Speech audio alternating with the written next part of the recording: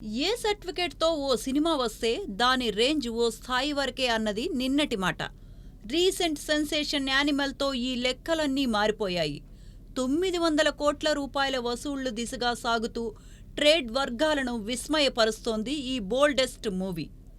రణబీర్ కపూర్, రష్మిక మందాన జంటగా సందీప్ రెడ్డి వంగ తెరకెక్కించిన ఈ సినిమా డిసెంబర్ 1న జనం ముందుకు నిలిచింది.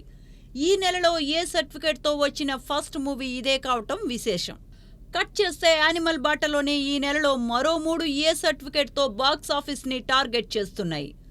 డిసెంబర్ 15న విడుదలైన హారర్ మూవీ పిండం ఏ సర్టిఫికేట్‌తోనే థియేటర్స్కి వచ్చింది. ఒకరికి ఒకరు ఫేమ్ శ్రీరామ్ హీరోగా నటించిన ఈ సినిమా ఓ వర్గం ప్రేక్షకులను మెప్పించినప్పటికీ బాక్సాఫీస్ విన్నర్ అనిపించుకోలేకపోయింది.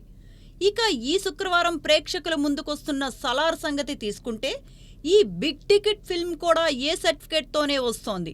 అయితే యానిమల్లా బోల్డ్ కంటెంట్ కారణంగా కాకుండా భీకరమైన యాక్షన్ ఎపిసోడ్స్ వల్ల ఈ సర్టిఫికేట్ని పొందింది సలార్. ప్రభాస్ హీరోగా నటించిన ఈ పీరియడ్ డ్రామాని కేజీఎఫ్ కెప్టెన్ ప్రశాంత్ నీల్ తెరకెక్కించాడు. ఇక ఈ ఏడాది చివరి వారంలో వస్తున్న సినిమాల్లో ఒకటైన బబుల్ గమ్ కూడా ఏ సర్టిఫికేట్తోనే ప్రజల ముందుకు వస్తోంది.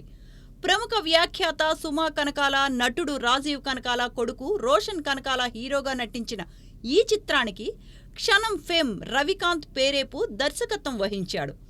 డిసెంబర్ 29న రాబోతున్న బబుల్ గమ్కి బోల్డ్ డైలాగ్స్, యాక్టివిటీస్ కారణంగా ఈ సర్టిఫికేట్ దక్కింది. మొత్తం మీద ఈ ఒక్క డిసెంబర్ నెలలోనే వేర్వేరు తరహా కథాంశాలతో వేర్వేరు వారాల్లో 4 ఏ సర్టిఫికేట్ మూవీస్ రావటం వార్తల్లో నిలుస్తోంది. దీంతో 2023 డిసెంబర్ నెల కాస్త ఏ సర్టిఫికేట్ సినిమాల నెలలా తయారైంది పరిస్థితి.